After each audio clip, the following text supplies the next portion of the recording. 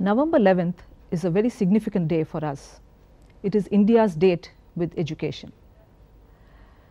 Maulana Abul Kalam Azad, his birth anniversary is observed as National Education Day throughout the country.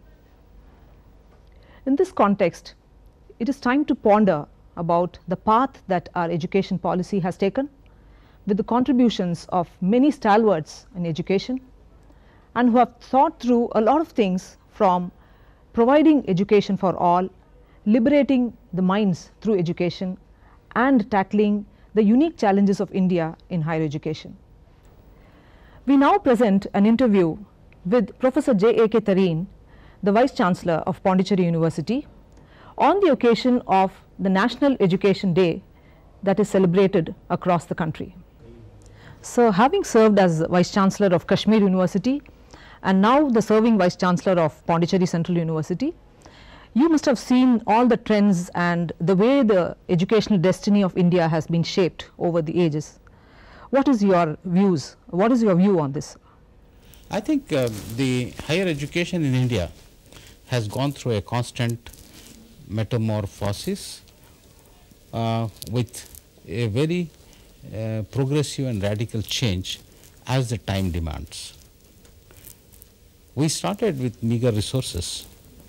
We started with just 20 universities and 500 colleges, and today we have over 32,000 colleges and over 600 universities and degree awarding institutions.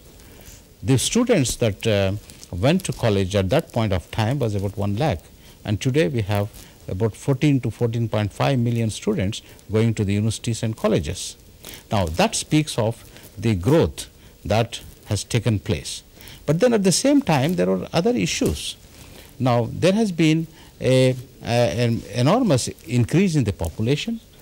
Then the global change in the dynamics of the politics, the economics, and slow globalization, gradual globalization of the entire economic order has definitely impacted the planning of the higher education.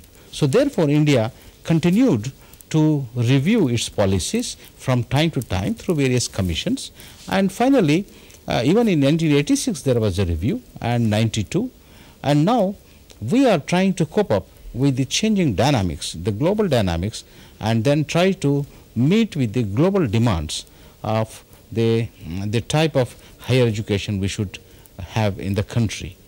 Having said that, I should also say that the pressure on the education sector in India continues to build up and perhaps requires certain much and greater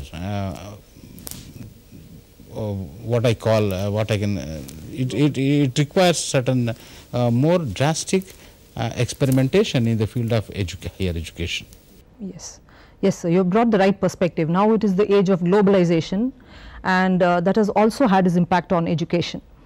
Now, it's ironical that we started out with our historical Nalanda University, which was a truly global university, and now we are again back to discussing on recreation of the Nalanda University as a global university for today, maybe in today's context. So, what do you feel about the global universities and the recent rankings of global universities that were released, and your views on how the Indian education system has to really global about it? I think that's a good question. We see the taking Nalanda University as it's just symbolic. What it means is that a center for excellence. Now, it is very true that none of our universities in India as on today have been able to reach the global standards in terms of teaching, research, and technology development. Now, we need to actually introspect that, but then there are various issues which need to be addressed. You see, the point is that if there is a global ranking, we should not dismiss that kind of a ranking, saying that that's a kind of a commercial or a projection. Now that's a common view held, but the point is we need to compete globally because we are in a global market. The point is we are not producing students today for a regional catering to the regional requirements. We are producing human resource, the human capital, to work and serve the global challenges. So hence, if that is so, then we should have to go global through our standards. But there are many issues to that. There are certain things which need to be addressed if you really have to go to global standards. While global standards are being spoken about, there is also this very widespread discussion about the gross enrollment ratio, and people are always comparing the enrollment ratios in the BRICS countries, saying China has a better enrollment ratio, and of course the developed world always has had a better enrollment ratio. I am wondering how much this GER or the gross enrollment ratio has to do with the globalization of higher education. I would like to link that. You see, I would like to link the GER to a few more deciding factors which makes the Indian universities, makes a way for the Indian universities to become globally competitive. Now, instead of just saying GER, which is the gross enrollment ratio of a student, it is the number of the students in the university and higher education compared to the eligible number. Now, that alone is not going to make any university globally competitive. There are other very important factors which make the university. I will give you three very important factors. The first factor is, you see, there is what is known as a critical mass. Now, you don't achieve quality, you can't produce talent unless you have the minimum critical mass. I would like to give the example of, if you go for fishing in a small pond, you try to catch small fishes and crabs. But if you go fishing into a big ocean, besides crabs and fishes, you can strike at sharks and large fishes, huge fishes. Now they are the inventors, and they are the actually even the Nobel laureates. Now the main problem of our Indian universities is that we have not reached the critical mass, and all our universities are far below the required number, at least 5 to 6 times less than the global standards. The second point is our universities have to change their entire education pattern. We have always fragmented undergraduate education from the postgraduate education. Now, undergraduate education is the one which gives a strength to the postgraduate education, and undergraduate education has to be in the umbrella of the university system in the same atmosphere rather than in isolated colleges. So that is the second thing where we differ from the universities in the world. But the third most important factor is we have an affiliating system. Colleges are affiliated and they are outside, whereas in the West they are multi-campus universities. And there are many other factors which actually control this. Now, once we do that, then if the required optimum use of the infrastructure is done, the GER will automatically go up.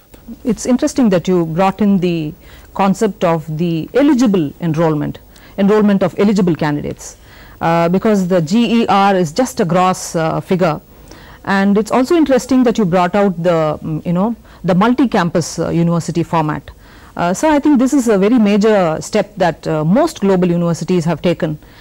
And one interesting thing that we note is the Indian student is qualified to go anywhere in the world to study, but the global student does not have an equal place in Indian universities. Yes, no, you're just coming back to the same question. That means Indian universities have not gone global, in the sense they have not reached the global standards. After all, it's a very simple fact.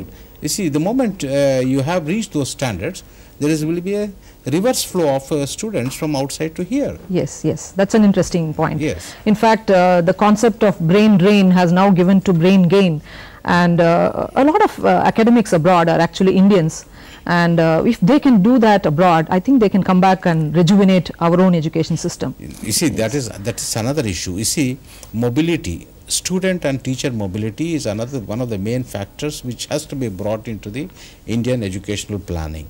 Now, that means this requires major policy changes. Yes. Now, we need to start even appointing and employing faculty from overseas. Yes. Yes. Now, we need to promote two-way flow of faculty and two-way flow of students. Now, the 12th plan actually has many challenges before us. Unless we address many of these things, it's very difficult that the Indian universities will go on the global standards. We are now talking about the Foreign Universities Bill, and this also has viewpoints that are saying that certain kinds of universities or community colleges are likely to come to India, and vocational streams are likely to come into India rather than mainstream universities. So, well, we only will have to wait and see on that, but the intentions are very good because it is called the Foreign Universities Regulation Bill it is. So, it is not that it's a free entry of any university into the country, but it is also a bill for regulating overseas investment into education in India, and unless we see it happening, I think it's difficult to speculate. But I think experimentation into higher education is now needed. yes. Now, like there is a proposal to establish the National Council for Higher Education and Research, NCHER. Yes. Now, that's also a worthy experiment because we have to some extent not accomplished what we had targeted. For example, in the 11th plan, Yes. the 11th plan had a wonderful allocation from the government of India because of its liberal policy of almost about 86 to 80,000 crores and out of which about 46,000 crores was allocated for higher education with excellent schemes. But the fact of the matter is that we have not been able to completely implement and utilize even 35% of the allocation. Now, all this requires, you see, all this requires introspection, and from that perspective, probably the policy of the government of India is correct to experiment with a different system. Yes. That also brings us to the fact that higher education depends on feeder systems. Our school education and our graduating education, I think that is where the integration has to happen. Yes, you are absolutely right. You see, we cannot be talking of higher education unless we holistically address our education system right from the basic primary education. The problems which are encountered in the Indian system cannot even be compared to any of the countries. Yes. Because India is the most heterogeneous, Yes. with enormous diversities. Yes. And 70% of the country is a rural India. Yes. And enormous talent lies in the rural India. We also have linguistic diversity too. We have the linguistic diversities, religious diversities, and many other diversities. And then it's not just that the bridge between the rural and the urban, it has to be narrowed down through our scheme. And we all know that it is a human capital, yes, which is going to ultimately pay dividends to any country. The emerging economy of the country, in fact, has to compete with one of the most competing neighboring country, namely China, and that can happen only if we compete with other countries, yes, in terms of high quality education, holistic approach to the entire system, particularly enormous inputs into the basic primary and pre-primary education. I have to tell you that our Compulsory Education Act, which is between 6 to 14, 6 years to 14 years, needs perhaps a relook, because I am personally of the opinion that the age of learning starts from at least 4 years, because 3 to 6 is a formative age of any child, and any child who goes to pre-primary education has the minimum possibility of dropout as compared to a child who enters the school at 6.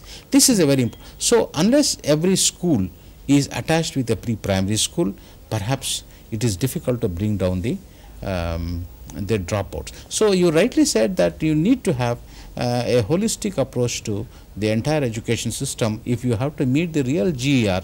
So it has to start on strengthening the pre-primary and nursery education and the secondary education, yes, and finally the tertiary education. So speaking about dropouts, we see a lot of dropout happening with the female side of the population. Girls drop out far more, and the enrollment of girls into higher education is definitely a serious question that we are still tackling. Yes, girls education of girls in the country is more related to our traditional beliefs. Now to overcome that, and as you know that the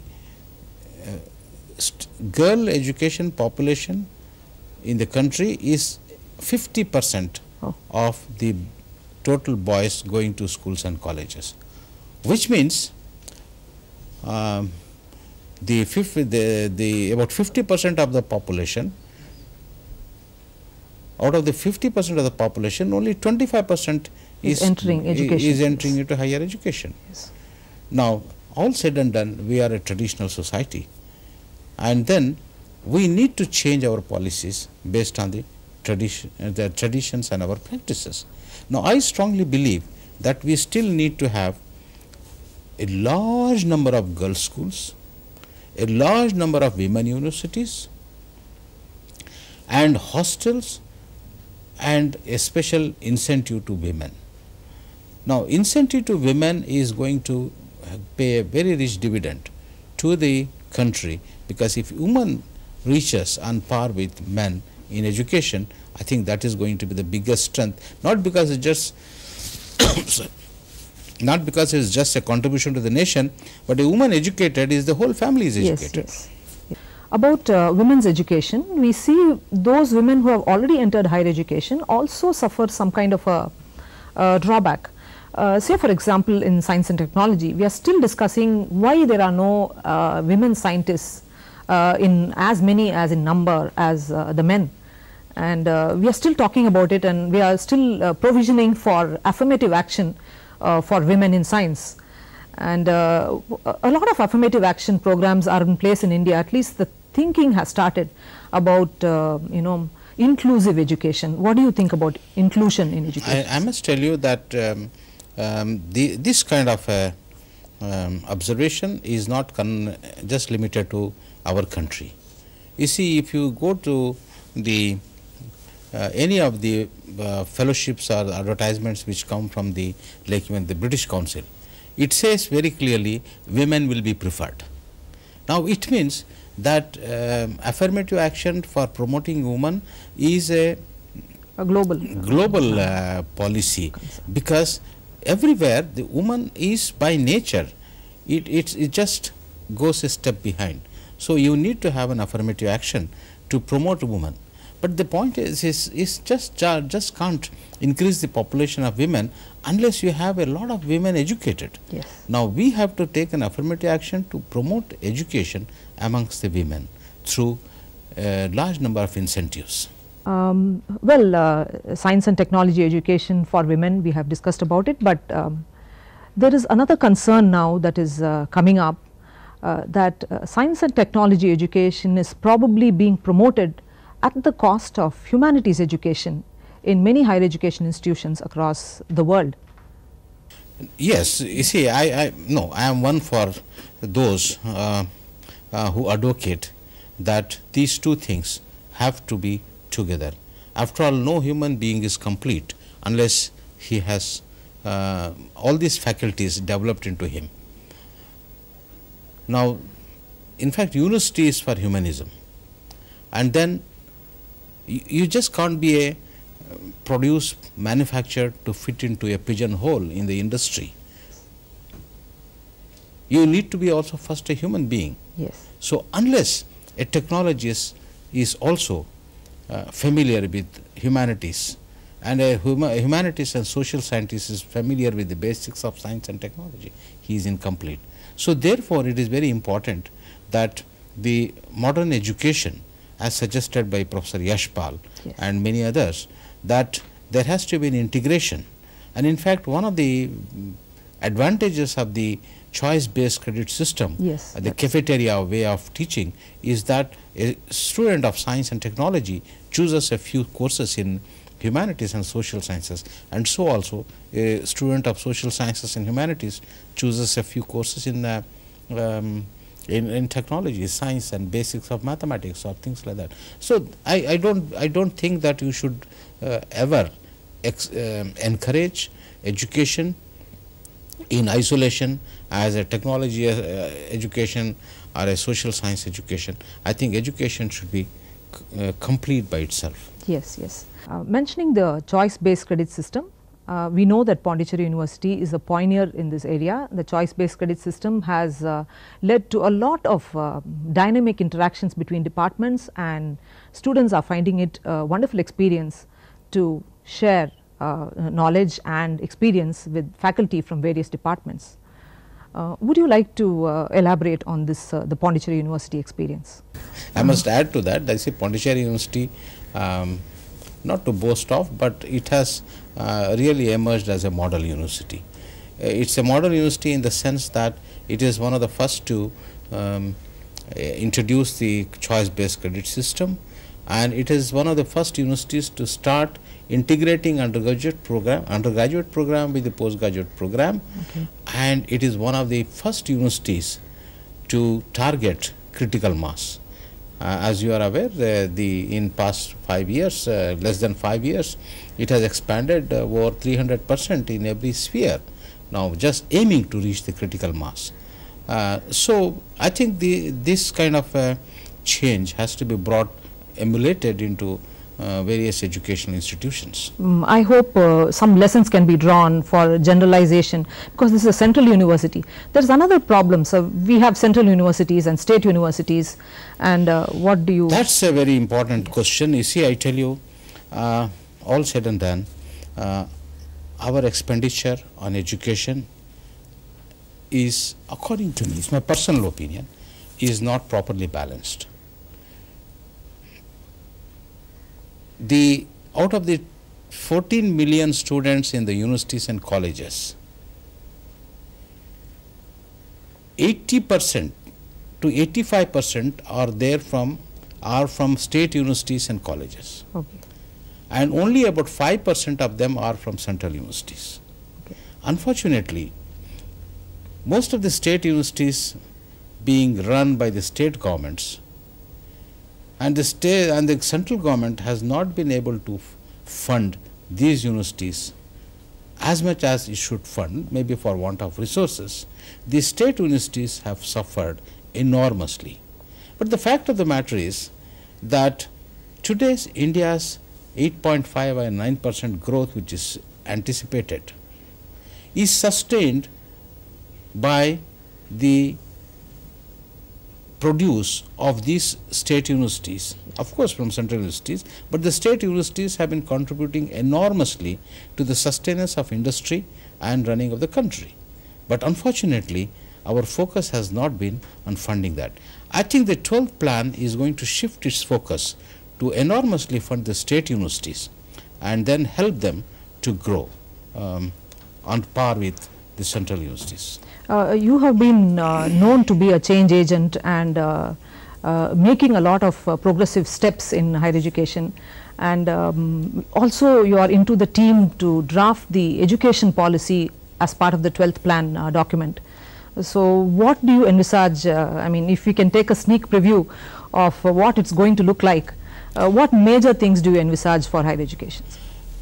First of all, I must say that the allocation, maybe planning commission, I am not sure, but my personal feeling is that the plan allocation for higher education may double or may even triple. So I am looking at a figure something like 200,000 crores for higher education. That's the first thing. The second thing is certain major changes which we have suggested, namely doubling or tripling the strength of the existing institutions, optimal use of the infrastructure, integrating undergraduate education, Yes. creating multi-campus universities instead of affiliated colleges, and then investing more on the women education, and then integrating more number of rural and areas into this entire system. Inclusion. Inclusion. Yes. And then incentives for physically challenged, Yes. incentives for women, incentives for the poor and the backward and oppressed and vulnerable communities. All this has been incorporated. If all this is done, I see a bright future, but most important is the effective monitoring of this program. If there is no effective monitoring of all the programs by very high level, national level committees, it may be a bit difficult to achieve the goals, but the future is very bright because the policies of the present government are really pro-education. Yeah, it is a good trend, sir, and it has been a really wonderful experience and very educating experience talking to you about education on the occasion of the National Education Day. To reiterate our utmost respect and homage to Maulana Azad, who has been the architect of the first architect of education policy as the Minister for Education, helped and flanked by Pandit Nehru and Dr. Radhakrishnan, Dr. Zakir Hussain, luminaries in the field of education. It is also a very good experience to note that many areas of concern are sought to be addressed by the 12th plan proposal for higher education, and also the feeder systems, the school education, the pre-primary education, and I think we are on the right path. We have been not merely giving the answers for higher education policy. I wish to add one thing. Whatever the progress and changes we have brought in, but the sound foundation laid by the founding fathers, yes, the Nehruvian time, onto establishment of science and technology laboratories, yes, then the type of foundation laid in the higher education by the establishment of University Grants Commission and establishment of CSIR, yes, and a number of defense research laboratories. I think that is the one which has given us all the strength today that we are still able to progress with pride. Yes, I mean we are still respected as a very thriving and yes, vibrant democracy, one of the most respected democracies in the world. And with all these challenges, we are now asking the right questions. We have chosen the time to not just sit with the answers, but asking the right questions. Yeah. Thanks to experts like you, Professor J.A.K. Tareen, who will also be at the helm of policy making in Indian higher education. Thank you. It's my pleasure.